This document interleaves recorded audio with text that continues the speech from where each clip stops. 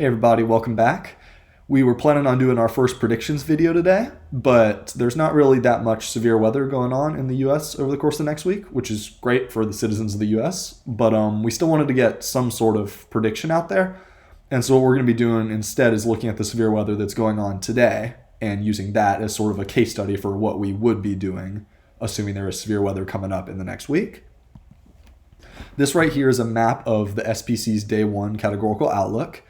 The key takeaway here is that there's enhanced risk of severe weather all up and down the Atlantic coast.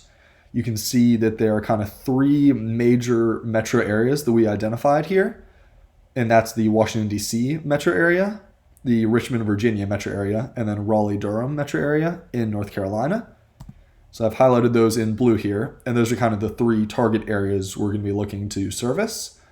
It's important to point out that we're not necessarily trying to service just large cities. We also want to help out rural patients.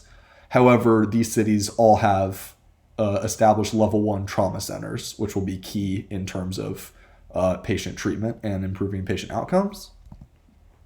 Then this right here is the day one tornado outlook. These outlooks are for about 4 p.m. on the 16th of March until 8 a.m. on the 17th, and that is Eastern time. So you can see here that we have a 10% chance of a tornado occurring in that area, and that our CIG intensity is at a level 1. I'll talk a little bit more about that later. But as you can see, those three metro areas still fall kind of right in that tornado warning area.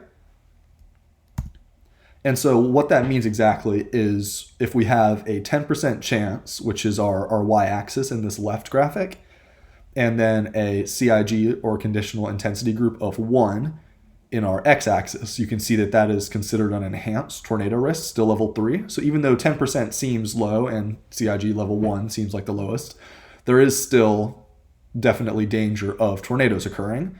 And you can actually see in the other graphic that at the intensity level of CIG 1, we're kind of looking at a 40% chance that the tornado would be EF0, 40% chance EF1, about 15% chance of EF2, and then a 5% chance of EF3 or higher. And so there still can be EF2 or pretty strong tornadoes, even though we're only at level 1 in terms of conditional intensity.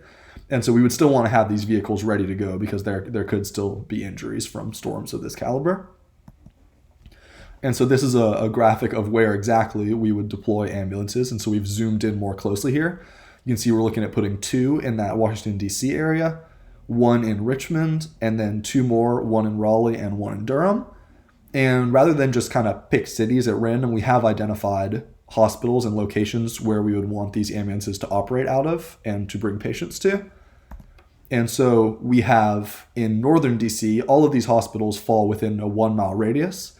We've got MedStar Washington Hospital Center, Howard University Hospital, and also Children's National Medical Center, which is key because that's actually has pediatric level 1 trauma as well. And so if we had injured kids, that would be the best location to take them.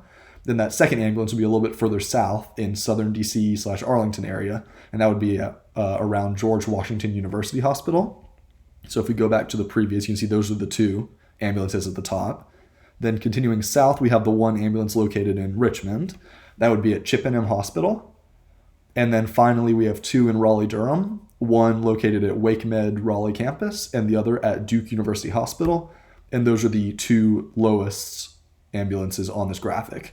And so we want to take our 5 ambulances and kind of scatter them throughout the affected area in order to maximize our range in which we can help patients. Hopefully next week we'll be able to do a more specific week outlook instead of just kind of doing a test study case for what would be going on today. But this is just sort of a glimpse into what we hope to be doing on a weekly basis in these videos. And so if you've got any questions, comments, concerns, let us know, and we look forward to seeing you next week.